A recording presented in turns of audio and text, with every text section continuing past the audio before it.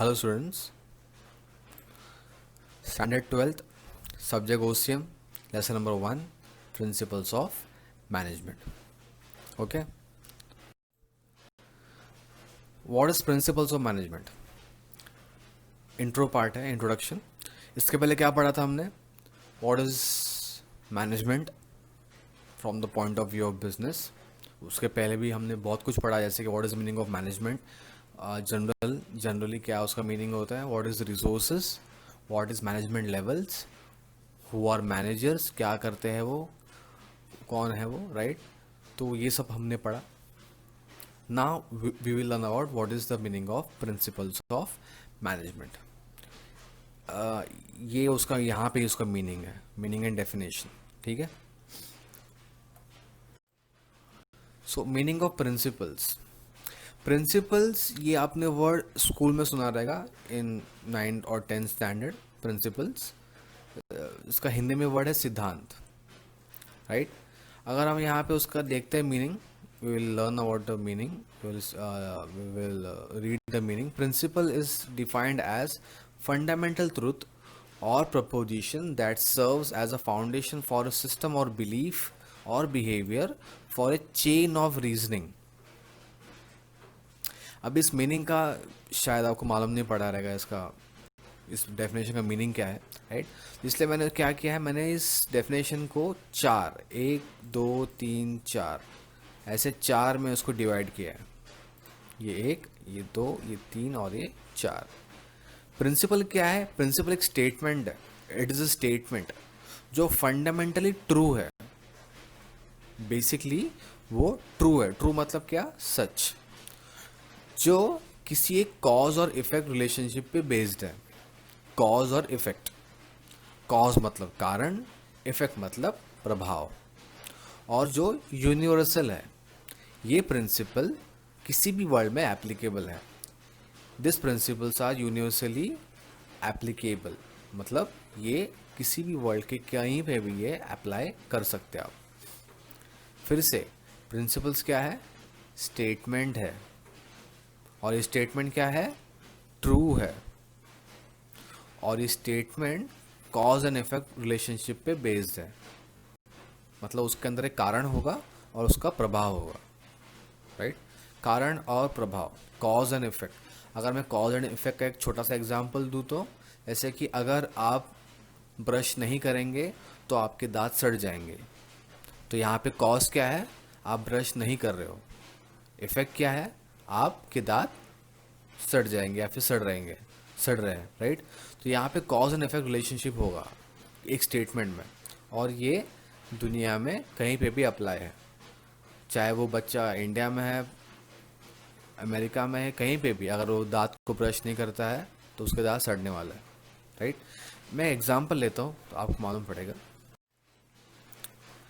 आर्केडेमिक्स principal या फिर आर्केडेमिक का सिद्धांत जो स्कूल में पढ़ा रहेगा आपने. पहले उसका छोटा सा यहाँ पे वीडियो है, मैं वो प्ले करता हूँ. यहाँ पे आप देखेंगे कि जैसे ये जो एक ऑब्जेक्ट है, जैसे ये पानी के अंदर जाएगा वैसे ही उसी अमाउंट का वाटर यहाँ से बाहर आके इस कंटेनर में जाएगा. ठीक है, ये जरा देखता है.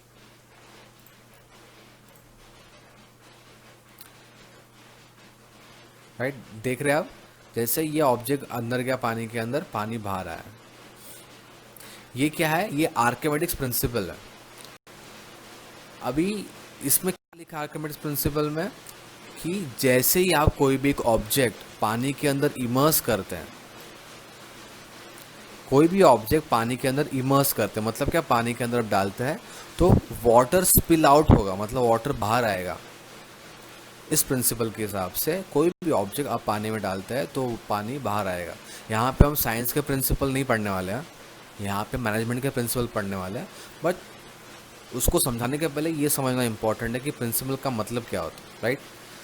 तो आर्किमिडीज प्रिंसिपल के हिसाब से कोई भी ऑब्जेक्ट पानी के अंदर अगर आप इमर्स करते हैं तो वो उतना अमाउंट का पानी बाहर आएगा, जैसे आपने वो वीडियो में देखा. स्टेटमेंट क्या है आर्किमिडीज प्रिंसिपल का? जैसे ऑब्जेक्ट आपने पानी में इमर्स किया, वाटर विल स्पिल आउट। क्या ये सच बात है? हाँ, सच है। क्या इसमें कॉज और इफेक्ट है? हाँ है। कॉज क्या था, कारण क्या था? आर्किमिडिक प्रिंसिपल। इफेक्ट क्या हुआ? वाटर बाहर आया। कारण क्या था? आर्किमिडिक प्रिंसिपल। इफेक्ट क्या था? वाटर उस कंटेनर से बाहर आया। क्या ये यूनिवर्स में कहीं पे भी हो सकता है? हाँ, हो सकता है। आप इंडिया में करो ये एक्सपेरिमेंट, आप अमेरिका में करो ये एक्सपेरिमेंट, सब जगह पे करो, कहीं पे भी किसी भी कंटेनर के अंदर जहाँ पे पानी है, अगर उसके अंदर आप एक ऑब्जेक्ट डालते हैं, इमर्स करते हैं, तो पानी बाहर आने वाला है, राइट। तो ये साइंस का प्रिंसिपल है, जो एक ये प्रिंसिपल जहाँ पे ये स्टेटमेंट है कि एक ऑब्जेक्ट पानी में के अंदर आप डालते हैं तो पानी स्पिल आउट होगा, और ये ट्रुथ है, और इसमें एक कॉज और इफेक्ट है, एक कारण और एक प्रभाव। ठीक है। कारण क्या था? आर्किमिडिक प्रिंसिपल। इफेक्ट क्या था? प्रभाव क्या था? Water will spill out, water बाहर आएगा। क्या यूनिवर्सल सब जगह पे एप्लीकेबल है? हाँ है, राइट। देखो और एक एग्जांपल लेते हैं, आपको मालूम पड़ेगा कि प्रिंसिपल मतलब क्या होता है। Newton's first law of motion. Newton का फर्स्ट लॉ ऑफ मोशन देखो, इसको भी मैं वीडियो प्ले करता हूँ, आपको मालूम पड़ेगा।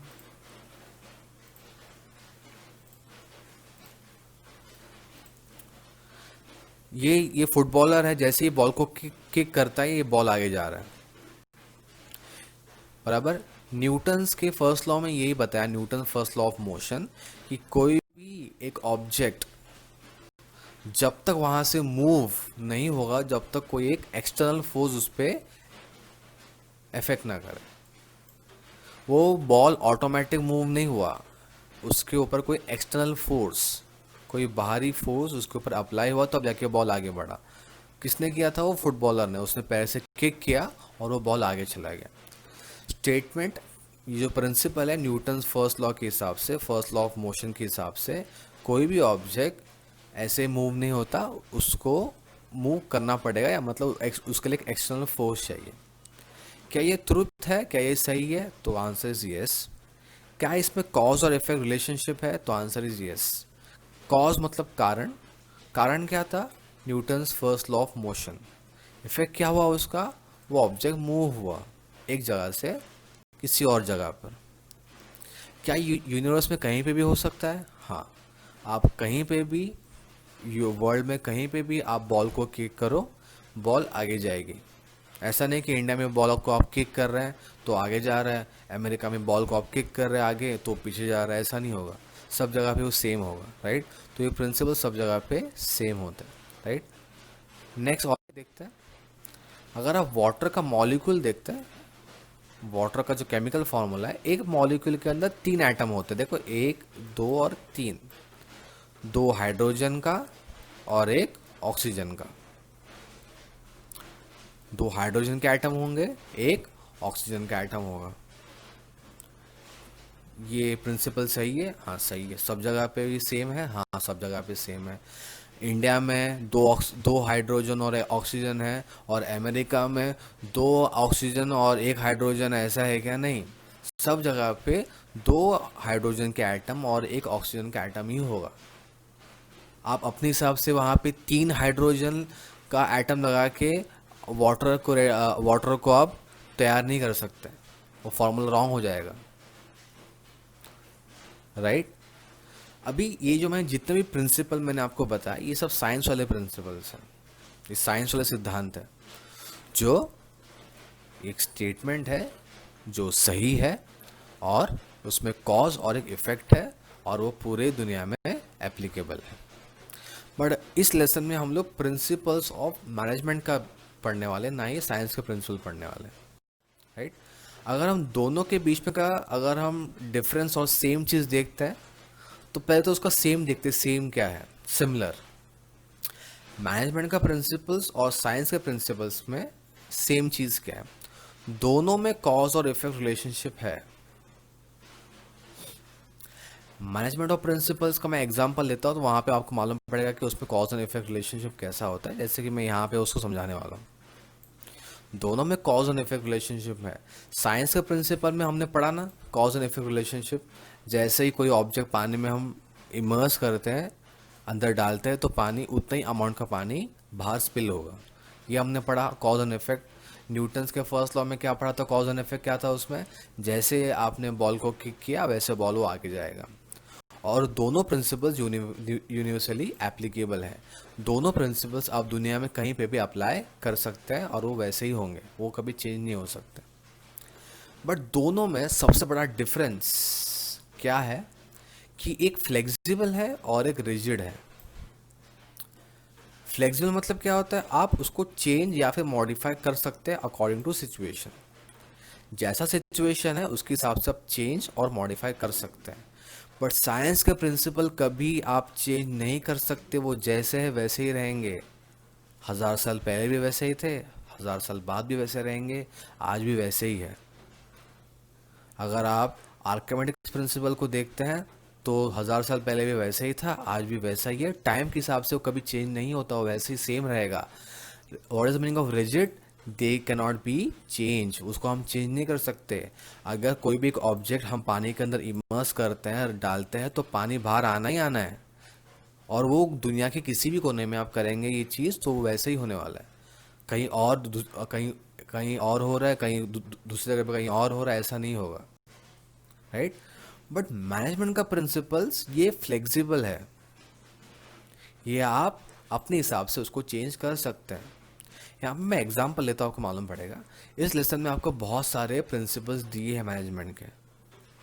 अभी प्रिंसिपल्स एक्चुअल में क्या है वो नेक्स्ट में आपको मालूम पड़ेगा, राइट। बट यहाँ पे एग्जांपल देखो आप, बहुत सारे प्रिंसिपल्स थे, उसमें से एक प्रिंसिपल यहाँ पे मैंने लिखा है, प्रिंसिपल ऑफ रेम्यूनरेशन। इस स्टेटमेंट के हिसाब से बिजनेस के अंदर या फिर कंपनी के अंदर अगर आप किसी भी वर्कर को अच्छा वेजेस मतलब अच्छी पगार या फिर इंसेंटिव मतलब क्या, अगर आप समझो वो अच्छा काम कर रहा है या फिर उसने कुछ बिजनेस को बढ़ाया तो आप उसको एक्स्ट्रा पैसे दे रहे हैं सैलरी के या फिर पगार के अलावा, राइट। अगर आप किसी भी वर्कर को एम्प्लॉय को अच्छा पगार देंगे तो वो अपना आउटपुट अच्छा देगा, मतलब वो अच्छे से काम करेगा। इस प्रिंसिपल के हिसाब से अगर आप किसी भी वर्कर को एम्प्लॉय को अच्छी सैलरी या फिर अच्छा वेजेस देंगे तो वो अच्छे से काम करेगा, उसका आउटपुट अच्छा आएगा, दिल लगा के काम करेगा, मोटिवेशन के साथ में काम करेगा। अभी ये प्रिंसिपल सही है, ऑब्वियसली आपकी समझो फॉर एग्जांपल आपकी कंपनी में या फिर आपके बिजनेस में एक एम्प्लॉय है, अगर वो सही से काम नहीं कर रहा है तो उसको उसकी सैलरी बढ़ा दो तो अच्छे से काम करेगा। बट ये प्रिंसिपल साइंस के प्रिंसिपल की तरह नहीं है कि ये ऐसा ही होने वाला है। इसके अंदर आप कुछ चेंजेस कर सकते हैं, ये फ्लेक्सिबल है। कैसे? एग्जाम्पल, अगर आपको लगता है कि वो एम्प्लॉय अच्छी तरह से काम करना चाहिए तो उसकी पगार बढ़ाओ, पर कितना पगार बढ़ाना है, कभी बढ़ाना है, ये डिपेंड उस मैनेजर के ऊपर है। वो मैनेजर तय करेगा, डिसाइड करेगा कि इसका सैलरी कितना होना चाहिए। गुड वेजेस या फिर अच्छा सैलरी ये हर जगह पे अलग अलग हो सकता है। अगर वो वर्कर या फिर एम्प्लॉय किसी छोटे बिजनेस में काम कर रहा है तो उसका सैलरी शायद कुछ और होगा, बड़े कंपनी में कुछ और होगा। एक वर्कर अगर अमेरिका में काम कर रहा है तो उसका शायद सैलरी अलग हो सकता है, इंडिया में काम कर रहा है तो उसका सैलरी अलग हो सकता है। अगर आपको सैलरी बढ़ाना है, वो कितना बढ़ाना है वो आपको डिसाइड करना पड़ेगा। किस पे डिसाइड करना पड़ेगा? शायद आपका कंपनी कितनी बड़ी, आपका कंपनी या फिर आपका बिजनेस कितना बड़ा है। अगर आपका बिजनेस बहुत छोटा है तो शायद आप अच्छी सैलरी शायद नहीं दे पाएंगे या फिर ट्राई करेंगे कि भाई इतना, ये मेरे हिसाब से ये अच्छी सैलरी है। अगर वो बिज़नेस बहुत बड़ा है तो शायद वहाँ पे अच्छी सैलरी शायद ज़्यादा हो सकती है। अगर अमेरिका है तो वहाँ पे शायद अच्छी सैलरी का लेवल कुछ और होगा, इंडिया में अच्छी सैलरी का लेवल कुछ और हो सकता है, राइट। तो वो डिपेंड करता है सिचुएशन के ऊपर। तो मैनेजमेंट का प्रिंसिपल फ्लेक्सिबल है, वो डिपेंड किस पे करता है? सिचुएशन पे, कि उस वक्त पे स्थिति क्या है। आपको प्रिंसिपल के हिसाब से अगर आपको किसी भी वर्कर को मोटिवेट करना है ताकि वो अच्छे से काम करे तो उसकी पगार बढ़ाओ। बट कितनी पगार बढ़ाना है, कभी बढ़ाना है, वो डिपेंड करता है कि आपका बिजनेस कहाँ पे है, बड़ा है छोटा है, आपके पास पैसे है कि नहीं है। करेक्ट। तो ये साइंस के प्रिंसिपल की तरह रिजिड मतलब क्या, फिक्स नहीं होते, रिजिड नहीं होते, ये फ्लेक्सिबल होता है ना। साइंस का प्रिंसिपल में जो आर्केडमिक प्रिंसिपल एग्जाम्पल मैंने लिया था वो हमेशा से वैसे ही रहेगा, कल भी वैसा ही था और आने वाले कल में भी सेम रहेगा। बट ये जो मैनेजमेंट के प्रिंसिपल्स है ये चेंज होते रहेंगे। आप मतलब ये जो प्रिंसिपल्स है आप अपने हिसाब से इसको चेंज कर सकते हैं, मॉडिफाई कर सकते हैं, चेंज कर सकते हैं। बेस सेम रहेगा। बेस क्या है, पगार को बढ़ाओ, बट कितना बढ़ाना है, कभी बढ़ाना है, वो आपको डिसाइड करना पड़ेगा। राइट। अगर समझो मेरा बिजनेस है, अगर मेरे को लगता है कि हाँ भाई मेरे हिसाब से 2,000 रुपये बढ़ाऊंगा मैं, क्योंकि मैं फ़िलहाल उतनी कैपेसिटी है, तो आप उतना बढ़ाओ। अगर आपको लगता है कि भाई मैं शायद 4,000 रुपये बढ़ा सकता हूँ, ₹4,000 सैलरी बढ़ा सकता हूँ, तो आप उतना बढ़ाओ अगर आपके आपके पास उतनी कैपेसिटी है तो। राइट। तो मैनेजमेंट का प्रिंसिपल ये बहुत फ्लेक्सिबल होता है, आप अपने हिसाब से उसको चेंज कर सकते हैं depending upon the situation. Right. तो मैनेजमेंट प्रिंसिपल एक गाइडलाइंस है मैनेजर्स को कि बिजनेस को मैनेजमेंट कैसे करें। मैनेजमेंट प्रिंसिपल्स ये गाइडलाइंस होता है। किसको होते हैं गाइडलाइंस, ये मैनेजर को। किसके लिए होते हैं, how to manage business. Principles of management, ये जो मैनेजमेंट के जो प्रिंसिपल्स है ये गाइडलाइंस के तौर पर मैनेजर्स को काम में आते हैं। क्या काम में आते हैं उनको, किस लिए काम में आ रहे हैं, बिजनेस को मैनेज करने के लिए। तो ये सिर्फ एक गाइडलाइंस है, ये साइंस की तरह फार्मूला नहीं है कि ये ऐसा ही है, अभी आप इसमें कुछ चेंज नहीं कर सकते। मैनेजमेंट का प्रिंसिपल साइंस के प्रिंसिपल्स की तरह नहीं है कि वो फिक्स रहेगा, ये फ्लेक्सिबल है, ये आप अपने हिसाब से इसको चेंज करो। ये गाइडलाइंस है, गाइड है ना, कि आप ऐसे ऐसे कर सकते हो। अभी उसमें आपको क्या चेंजेस करना है वो आपके ऊपर है। जो मैंने एक एग्जांपल दिया, प्रिंसिपल ऑफ रेम्यूनरेशन, राइट, उसके हिसाब से आपको पगार बढ़ानी है, बट वो आप डिसाइड करो कि कितनी बढ़ानी है, कभी बढ़ानी है। ठीक है। Right. So principles of management are guidelines. कोई आपको पूछेगा what is the meaning of principles, तो आपका आंसर क्या होगा, principles of management are guidelines to managers. Guidelines है, किसके लिए गाइडलाइंस है, how to manage business. Right. उसका और थोड़ा सा देखते हैं explanation. What is principles of management, principles of management is a systems और टेक्निक्स। ये टेक्निक है, ये तकनीक है। क्या तकनीक है, गोल को अचीव करने के लिए, बिजनेस को मैनेजमेंट करने के लिए। बिजनेस को मैनेजमेंट करने के लिए एक टेक्निक है, सिस्टम है या फिर गाइडलाइन है। किसके लिए है ये, मैनेजर्स के लिए। क्या है ये, टेक्निक्स है, सिस्टम है, गाइडलाइन है बिजनेस को मैनेज करने के लिए।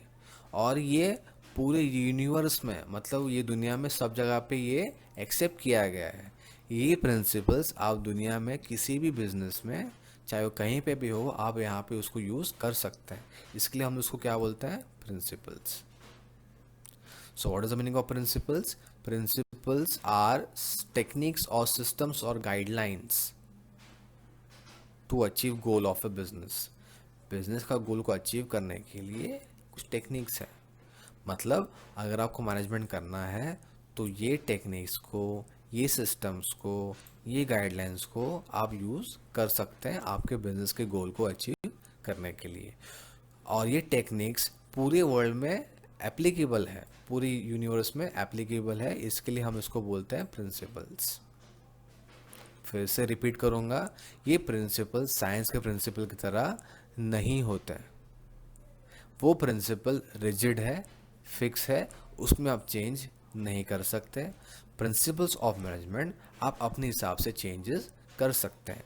बेस सेम रहेगा, बट आप उसके अंदर कुछ भी मॉडिफाई कर सकते हो। करेक्ट? तो what is meaning of principles of management? It is a technique और systems to achieve goal of a business. Business को मैनेजमेंट करने के लिए टेक्निक्स है। फाइन। तो ये टेक्निक्स, ये सिस्टम्स दिया किसने? जो प्रिंसिपल्स है, किसने लिखा होगा ना। तो यहाँ पे आपको इस लेसन में दो लोगों के प्रिंसिपल्स पढ़ने। एक तो है हेनरी फयोल और दूसरा है फ्रेडरिक विंसेंट टेलर। अब ये दोनों कौन है? कोई साइंटिस्ट है क्या? तो साइंटिस्ट नहीं है इन लोग।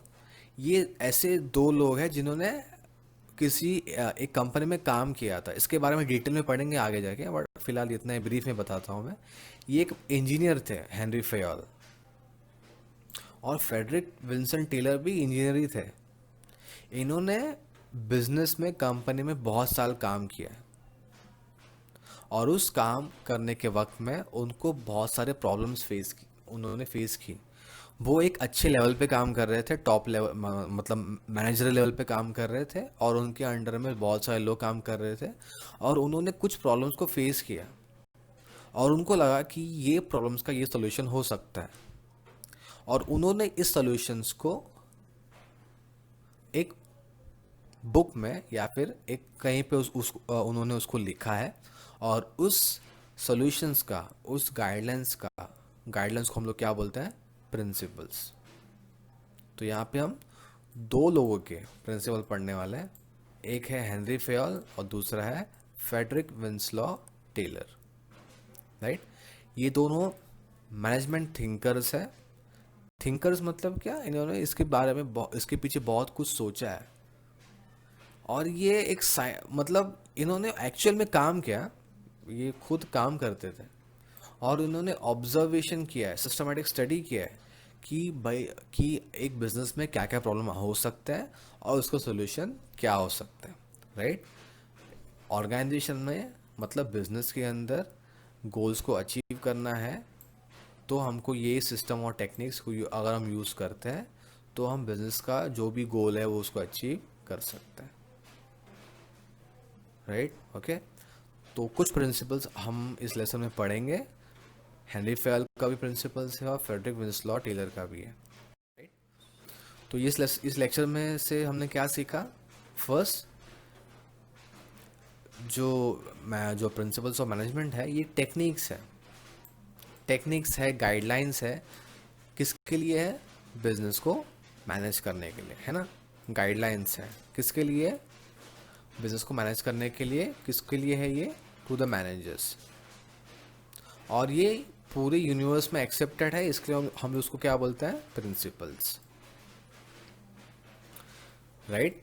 इन सिंपल वर्ड्स, टेक्निक्स और systems which give one directional result are called principles. ये टेक्निक्स है, ये सिस्टम है, रिजल्ट को, गोल को अचीव करने के लिए।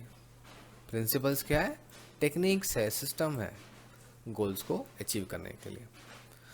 लेक्चर से क्या पढ़ा? Point number 1, principles of management.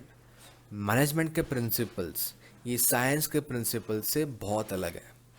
Science का प्रिंसिपल रिजिड है, फिक्स है, आप उसको चेंज नहीं कर सकते।